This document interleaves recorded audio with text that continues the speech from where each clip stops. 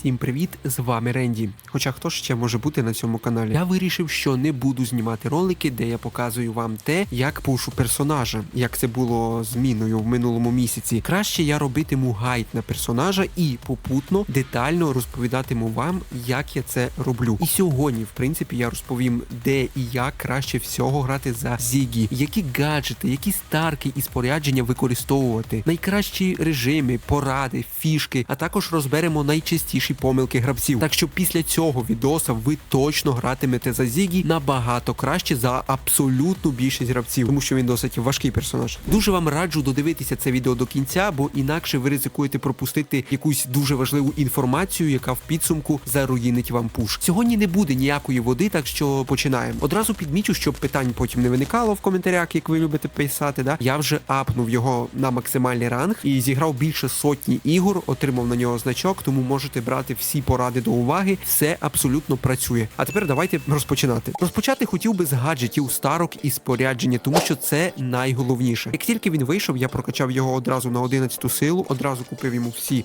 необхідні пасівки і, звісно, гаджети. Но спорядження не купляв. Чому? Розповім чуть пізніше. На Зігі вам практично завжди потрібен буде перший гаджет і друга старка. Хоча всі рекомендують грати навпаки. Спорядження я б рекомендував брати все-таки на шкоду і щит, тому що ХП не так багато, а урон, в принципі, як то кажуть, прилічний, да? І ви можете його підсилити ще більше. Якщо ви, як і я, плануєте грати за нього в ШД, то беріть другий гаджет, щоб легко тепехатись від вбивць різних, там едгарів і так далі. Це буде вас рятувати. Перший гаджет всі рекомендують брати, тому що, він класний, да, ось це сповільнення, воно дуже круто працює, реально дуже класно працює, але воно працює не тільки в 3х3, да, де дуже багато різних персонажів. Особисто мене цей гаджет дуже багато разів врятував саме з телепортуванням, тому що я апав його в ШД, доапував, щоб швидше цей ролик випустити. Тому я вам рекомендую все-таки брати саме такий гаджет на телепортування. Це буде набагато краще. Першу старку взагалі ніколи не купуйте, вона абсолютно безтолкова. Я не знаю, навіщо розробники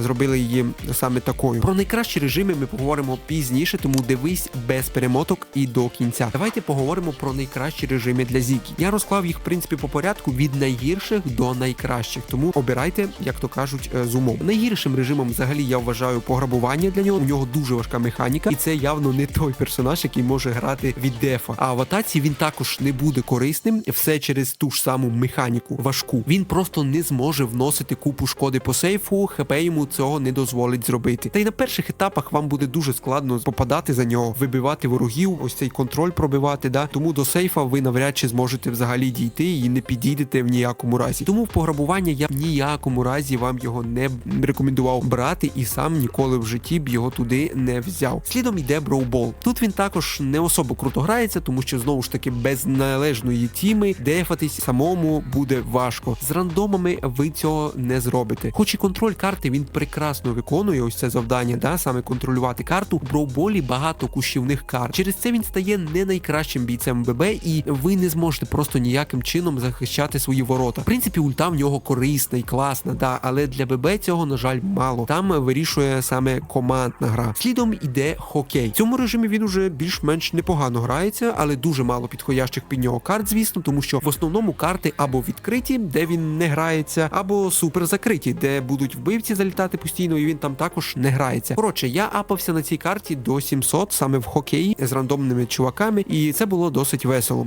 Завдяки одній фішці. На гаджеті. На початку гри, чим починається катка, ви просто на гаджеті пробираєтесь, телепортуєтесь до шайби і в один дотик кидаєте, котите, я не знаю, називайте як хочете, шайбу в дальній кут. Ізіч. Раджу потренуватися в дружній катці перед тим, як ось цю фішку виконувати, але сама фішка реально крута і вона дійсно працююча. Люди просто не встигають, ось ці суперники, вони просто не встигають зреагувати, ніхто навіть не очікує такого мува, тому в більшості випадків 90-80% це реально буде спрацьовувати. І якщо ви потренуєтесь, то це буде просто імба, і я вам раджу, звісно, це робити. Слідом іде горяча зона. Ось тут він уже реально непогано грається і навіть круто, тому що практично всі тут карти для нього підходять. В нього висока виживаємість, високий дамаг, в нього шикарний контроль карти. А що ще потрібно для горячої зони? Я думаю, нічого. Далі йде ШД, в якому доапав його я. Непогано заходить саме в дуо і тріо ШД в соло, я б вам його не рекомендував. Йому сильно допомагають стінки, тому саме на ось таких стінатих закритих картах я б вам його рекомендував ШД і брати, але не в соло. ніякому разі соло ШД вам не потрібно. Якраз гаджет берете на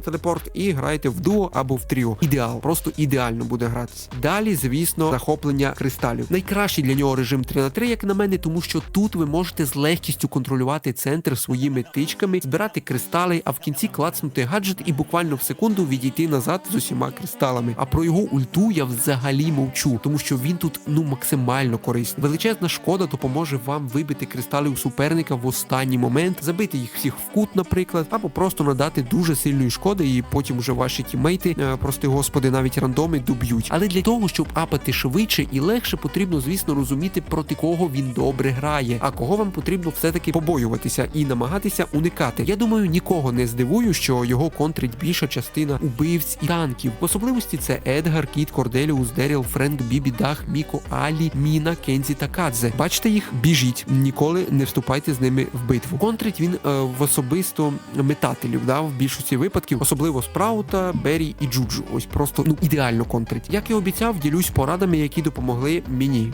і помилками трошки пізніше. Якщо на вас нападають, можна на реакції встигати відходити за допомогою другого гаджета у безпечне місце, яке я вам, в принципі, і рекомендую. Ось цей гаджет реально буде вас рятувати. Мені особисто він допомагав. Головне встигати. А це вже, як то кажуть, з більшістю з чим більше ви будете грати, тим більше ви звикнете і будете на реакції це все робити. Там 50 каток, я думаю, буде достатньо, тому що механіка в нього дійсно важка. Я зіграв більше 100 каток, і як бачите, я досить непогано натренувався. На Зігі найголовніше набирати ульту, в ній вся його сила. Тому не ризикуйте і грайте обережно, поки супер не буде накопичений. На старті катки взагалі нікуди не рипайтесь, просто купіть ульту. Акуратно, з-під стінок, крийте там, давайте урон, давайте шкоди, там коцайте, але ні в якому разі не агресуйте. Як і за Сковіка, якщо вам тяжко попадати, там по ворогу, він дуже сильно мансить, то використовуйте, звісно, 2 атаки за раз. Так, хоча б одна з більшою ймовірністю влучить по ворогу. Давайте стріляйте вліво, вправо,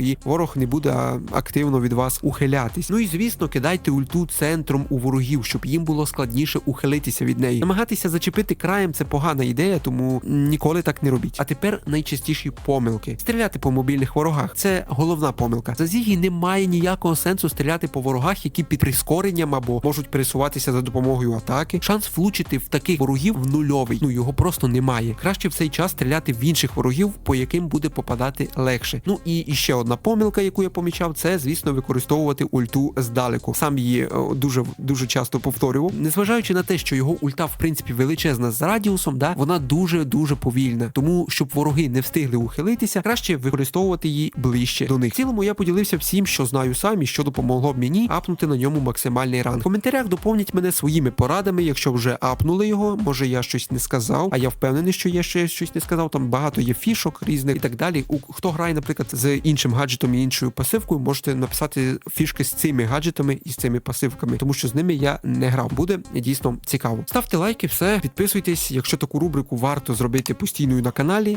Мені здається, вона буде більш корисна, ніж просто те, як я апаю. Тут я все-таки вам показую, розповідаю, як це правильно робиться. І, звісно, клацніть на дзвіночок, щоб не пропустити мої нові відео. Побачимось дуже скоро в новому відео і всім пока.